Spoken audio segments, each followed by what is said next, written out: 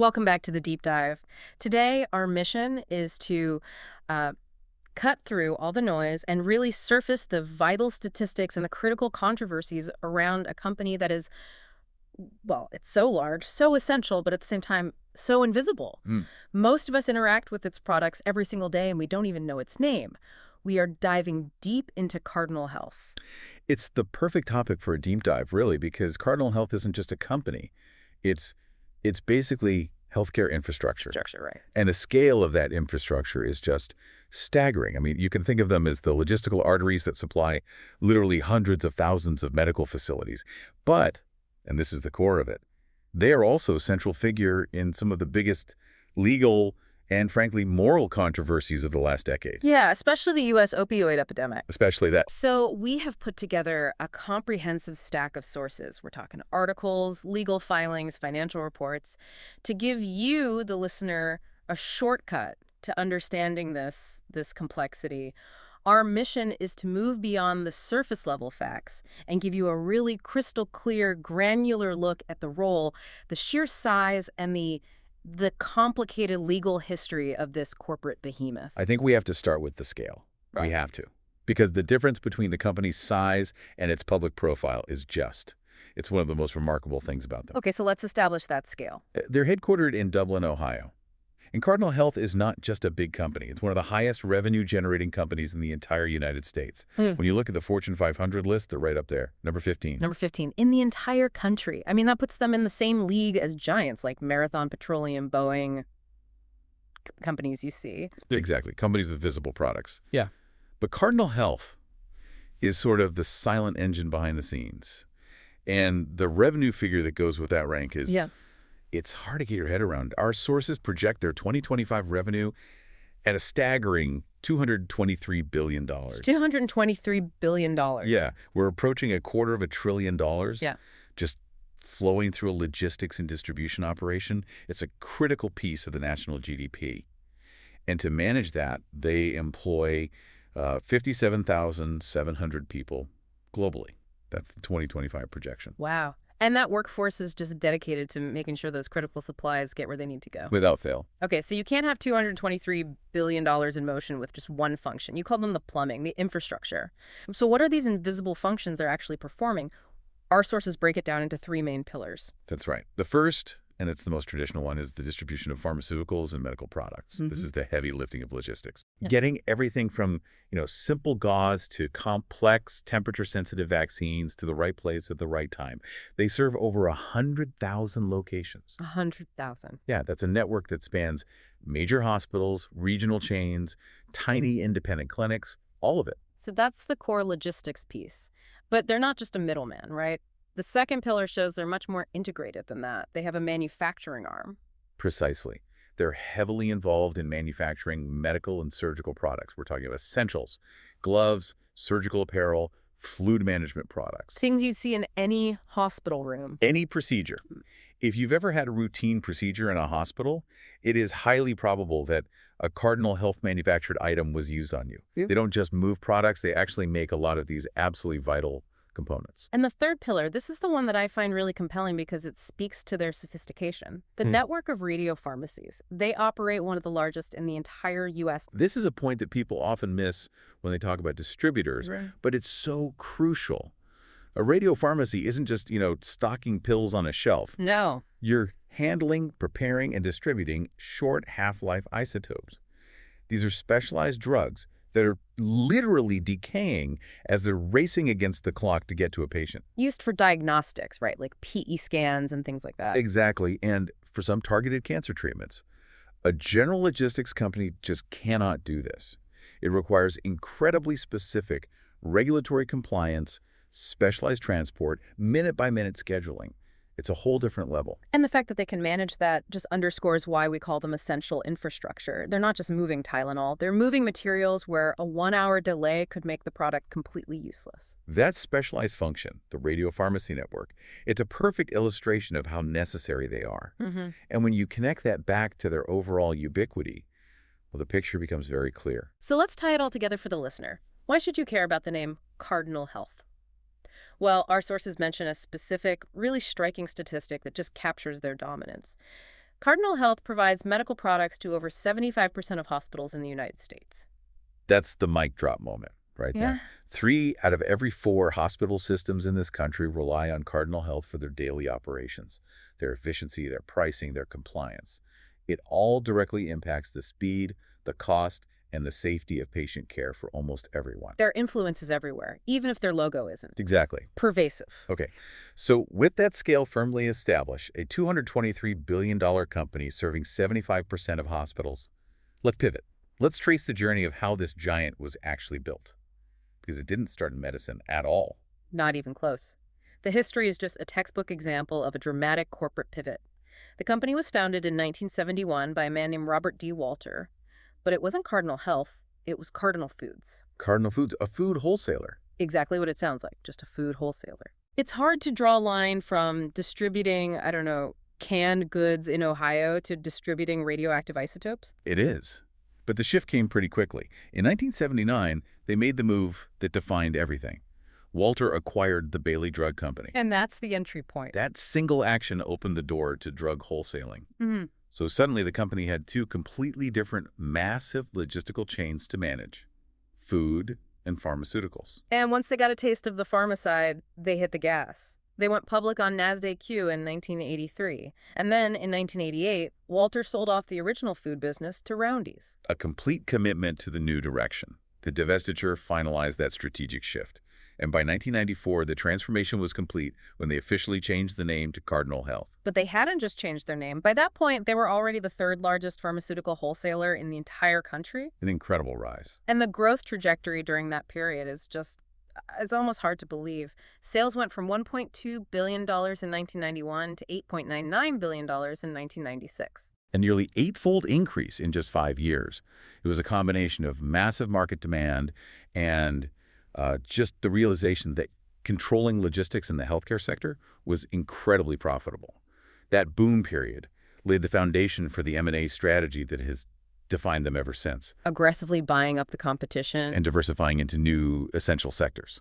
So with that kind of hypergrowth, the leadership had to evolve too. We see them bringing in some serious corporate management expertise.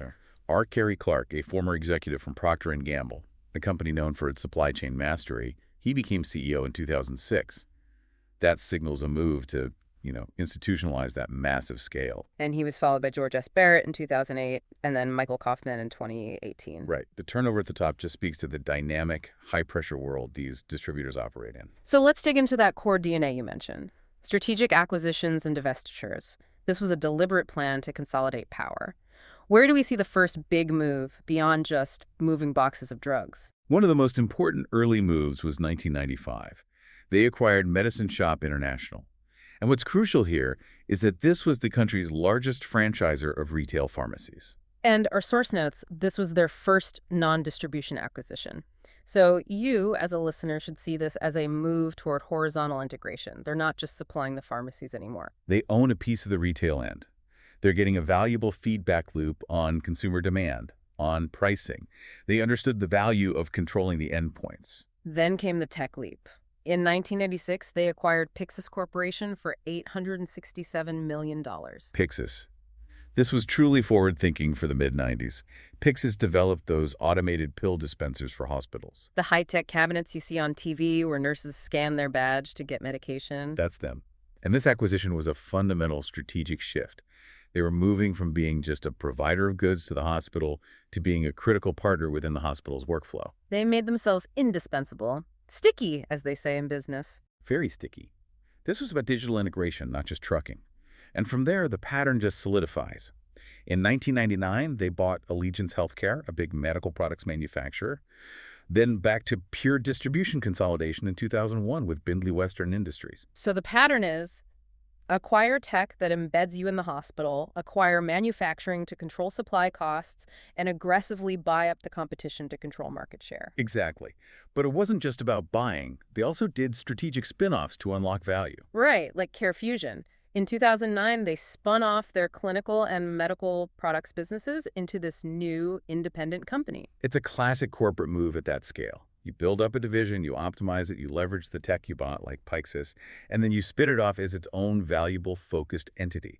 It generates a ton of capital and lets Cardinal streamline its focus, even as it keeps expanding elsewhere. And speaking of expansion, the 2010s saw a big push into two areas, global reach and specialty pharma. Absolutely. In 2010, they bought Healthcare Solutions, holding for over $500 million. This was a specialty pharmaceutical services company. In specialty pharma, we're talking expensive, complex drugs. That's a higher margin business. A much higher margin business. It requires totally different logistics. So this was a move up the value chain. That same year, they also bought a company called Kinray, which boosted their presence in the independent pharmacy market by 40%. Just pure market share domination. It is. In distribution, scale is king. It translates directly to purchasing power. But their global moves showed a bit of volatility in their strategy. They acquired Yongyu, a Chinese drug distributor. Which they then sold in 2017 for $1.2 billion. Right. It shows they're willing to test these massive global markets and then get out quickly if the fit isn't right. It's high-stakes corporate betting. And we see that same volatile pattern, but even more dramatically, in the medical device sector. In 2015, they acquired Johnson & Johnson's Cordis division for $1.94 billion. A huge deal. Cordis is a major player in cardiology and endovascular devices. This put them in direct competition in a very high-end, complex manufacturing space. So let's pause on that Cordis deal. They spent nearly $2 billion in 2015. And then they sold it just 6 years later, in 2021, for $1 billion. So that's a loss of almost $1 billion on the acquisition price alone. Right. Not even counting operational costs or investments they made during those 6 years. That level of rapid, multi-billion-dollar churn isn't an accident. It seems to be part of how these massive companies operate. And yet, even with that huge loss, they doubled down. In 2017, they made another massive play, buying the patient product portfolio from Medtronic for $6.1 billion. You did. So despite the loss on Cordis, they were still committed to reshaping their footprint through these enormous deals. They're constantly testing where the next layer of value is going to be. And that brings us right up to today, 2024, 2025. The M&A cycle is still going. What's the recent focus? It seems to be shifting toward specialized patient services outside the hospital. In 2024, they acquired Advanced Diabetes Supply Group, or ADSG, for $1.1 billion. They merged it into their at-home solutions business. So a big push into the home delivery and chronic care market. Exactly. And then in 2025, another major cash outlay. 75% stake in Solaris Health for $1.9 billion. Solaris is the largest urology management services organization in the U.S. So they're moving beyond just products and into managing the clinical practices themselves. They're becoming an owner of the actual clinical management infrastructure. It's a huge strategic evolution. Before we move to the controversies, there's one more partnership we have to highlight that underpins their financial power. Red Oak Sourcing. This is a joint venture they formed with CVS Caremark back in 2014. Red Oak Sourcing, it's often called the largest generic drug sourcing operation in the United States. And that is critical because generic sourcing is where distributors make a huge portion of their profits. So how does it actually work? Break it down for the listener. It's pure purchasing leverage, pure volume. You have CVS, one of the biggest pharmacy chains in the world, and you have Cardinal Health, a dominant national distributor. They combine their purchasing needs into this one entity, Red Oak. And then they go to the generic drug manufacturers. And they can demand massive discounts because of their collective enormous volume. They are basically dictating global supply chain pricing for generics that end up in the U.S. So that partnership gives them immense power and creates a huge barrier to entry for any potential competitor. Immense power. So we've established the scope. They are massive, they're essential, and they are constantly restructuring through these multi-billion-dollar deals. Now, we have to talk about the controversies that have not only defined their public profile, but have also completely reshaped their financials. Right. The only thing that seems to grow faster than their revenue is their legal liability. And that brings us to the elephant in the room, their central role in the U.S. opioid epidemic. This is Section 3, the deep dive into controversy. When you are a $200 billion enterprise operating at the intersection of profit and public health, regulatory battles they become part of the business model. And the source material provides a really stunning allegation that makes this whole thing concrete. It's from a 2020 Oklahoma lawsuit against the big three distributors, Cardinal, McKesson, and AmerisourceBergen. The allegation was specific and it was shocking. They claimed these three companies provided enough opioids to Bryan County that every adult resident there could have had 144 hydrocodone tablets. 144 hydrocodone tablets for every single adult resident in a small rural county in Oklahoma. Think about that. That wasn't just a random number. It was a specific data point used in court to demonstrate alleged negligence or, willful blindness to the insane volume of controlled substances being pumped into these small communities. Because under the Controlled Substances Act, their job is to report suspicious orders. It is their statutory duty. Yep. And an order for 144 pills per person is, by any definition, suspicious. The lawsuits allege they systematically failed in that duty, and that failure required a financial reckoning. And that reckoning came in waves. The first one our sources mention is from December 2016. Cardinal settled for $44 million. Which in hindsight was pocket change compared to what was coming. The massive national settlement was announced in July 2021 and finalized in January 2022. This was the big one. The big one. Cardinal agreed to pay $6.4 billion over 18 years as part of a total $26 billion settlement with J&J, AmerisourceBergen, and McKesson. $6.4 billion. It's an almost impossible number to conceptualize, but the context here is vital because, in a way, this was a strategic move. A hugely strategic move. The Force notes that by agreeing to this, the companies were capping their liability. The maximum potential penalties, if the states had gone to court on every count, could have reached up to $95 billion. So $26 billion, as massive as it is, was seen as a financial win because it avoided a potential $95 billion catastrophe. Exactly. The settlement converted uncertain, potentially existential legal exposure into a predictable long-term operational cost.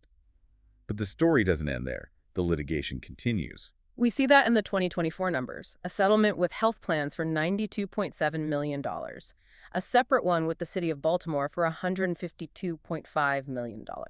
These are still huge liabilities being resolved years later. And we also have to mention the 2022 derivative suit. This is when shareholders sue the company's own directors, alleging they failed in their duties. And cost the shareholders money. Right. And that suit settled for $124 million. So the shareholders themselves successfully argued that the board's failure to manage this risk cost them directly. So this extreme financial liability brings us to the next point, the lobbying. When you're facing billions in penalties, you use your financial power to try and change the rules of the game. And they did. The sources show that Cardinal, along with McKesson and AmerisourceBergen, spent $13 million between 2014 and 2016 lobbying Congress. And they had a very specific target for that money. A very specific target. A bill from Congressman Tom Marino called the Ensuring Patient Access and Effective Drug Enforcement Act. The name sounds positive, but its impact on enforcement was profound. Okay, explain how that bill actually changed things. What was the mechanism? The bill was signed into law by President Obama in 2016, and it basically made it much harder for the DEA to take immediate action against distributors. Before the law, the DEA could issue an immediate suspension order if it found a distributor posed an imminent danger to the public. A pretty low bar if you see something dangerous. A necessary bar. The new law raised that bar significantly. It required the DEA to prove a pattern of repeated or egregious violations. So they moved the goalposts, making it much harder for the DEA to quickly shut down the flow of suspicious orders. And here is where the story gets really interesting, because the DEA investigations before this bill was passed give us concrete examples of these failures. We have a clear timeline. The timeline starts in 2008. Cardinals agreed to pay $34 million in civil penalties for failing to report suspicious hydrocodone orders. But the money wasn't the biggest issue. It was the operational halt that came before it. The 10-month DEA suspension of 3 of their facilities, one in Lakeland, Florida, one in New Jersey, and one in Washington. For a logistics company, a 10-month suspension of 3 major hubs is catastrophic. It's an immediate, punishing consequence. But the lesson, it seems, wasn't learned. Because in 2012, 4 years later, the DEA again suspended the license of that same Lakeland, Florida distribution center. This time for allowing 4 specific pharmacies, including 2 CVS stores, to buy what the DEA called excessive amounts of oxycodone. And this time, Cardinal fought back hard. They got a temporary restraining order against the DEA to try and keep the facility open. But the federal district court ultimately sided with the government. And the court's reasoning is key here. The court agreed with the DEA that Cardinal's activities represented an imminent danger to the public. An extraordinary finding that a Fortune 15 company posed a direct and immediate threat to public safety. And our sources have a fascinating anecdote from that time that reveals the political pressure happening behind the scenes. Right. Deputy Attorney General James M. Cole met with the DEA chief at the time, Joseph Ranazzisi, about the Cardinal investigation. And Cole suggested Ranazzisi should, quote, listen to what Cardinal had to say. This is a critical insight. Ranazzisi was the guy issuing these suspension orders. He was aggressively enforcing the law. The intervention from the deputy AG suggests a powerful tension. The DEA was battling not just the company's lawyers, but potentially political influence from the highest levels of the Justice Department. The message was clear: slow down. And when you look at that in the context of the lobbying for the Marino bill a few years later, you see a pattern. A pattern of institutional resistance to tough enforcement. And this pattern of compliance challenges wasn't just with the opioid crisis. It extends to the FDA and even their own internal accounting. Let's start with the FDA. This was about their manufactured medical devices. In 2006, Cardinal Health had to stop producing the Solaris SE infusion pump after the FDA seized about 1,300 of them. Infusion pumps are critical devices. The FDA seizing them implies a really serious safety or quality concern. It forced Cardinal into immediate regulatory action. Which resulted in a consent decree in 2007. That's a legally binding agreement where the company has to basically let the FDA oversee its operations to guarantee safety. It's intense regulatory monitoring. And then after more inspections, they had to enter into another consent agreement in 2009. So this shows repeated, serious regulatory interventions over several years. And finally, there were the accounting concerns. In September 2004, the company announced it had to restate its past financial results for fiscal years 2001, 2002, 2003, and most of 2004, all revised downward. Restating nearly 4 years of financials is a massive red flag for investors and regulators. This came after an accounting review and a federal investigation. So while analysts at the time called it troubling yet limited in scope, it adds another dimension to this pattern of compliance and oversight challenges. It does. So we've established Cardinal Health as a giant, defined by two massive themes: relentless, complex growth through M&A and profound regulatory controversy. So now let's look at the actual financial footprint to see how those two forces collided. This is critical because the numbers tell a story that the legal filings can't. We have detailed financial stats from 2005 right up to 2025 forecasts, and they let us see the direct impact of all of this. And what stands out immediately is the relentless growth in revenue. The top line, you look at 2012, it's $107 billion. By 2023, it's $205 billion, just constantly expanding. But that revenue growth hides incredible volatility in the profit. When you look at the net income column, the picture changes completely, especially after the opioid settlements start to hit the books around 2018. Absolutely. The net income just falls off a cliff. It goes from over $7 billion in 2018 down to just $1.36 billion in 2019. That's a massive drop, and it happens precisely as the opioid liability pressure intensified. And it gets even starker. Look at 2020 and 2022. Despite soaring revenue, Cardinal Health reported something amazing for a company this big. A negative net income, a loss, $3.7 billion lost in 2020, and another loss of nearly $1 billion in 2022. This is a classic indicator that huge structural liabilities like those multi-billion-dollar settlements are essentially eating all the revenue from the core business. You have a massive top line, but a bottom line that's bleeding red. The settlements literally transform profits into debt. And the 2025 figures show a really startling paradox on their balance sheet. Total assets are $53 billion, but the total equity figure is negative $2.8 billion. Negative total equity. That's a genuinely striking statistic. Let's break that down for the listener. Total equity is basically what the company would be worth to shareholders if you sold all the assets and paid off all the debts. So if it's negative $2.8 billion, what does that mean? It means the company's total liabilities, what they owe to creditors, vendors, and critically those long-term settlement obligations, actually exceed the value of its total assets. They are technically leveraged beyond their book value. So you have one of the 15 largest companies in the U.S. controlling the supply chain for 75% of hospitals with $223 billion in revenue. But on paper, they are carrying more debt and liabilities than asset value. It is the long shadow of those multi-billion-dollar legal settlements. It's a powerful illustration of the true cost of these controversies. A $6.4 billion settlement, even paid over 18 years, can completely reshape a Fortune 15 balance sheet.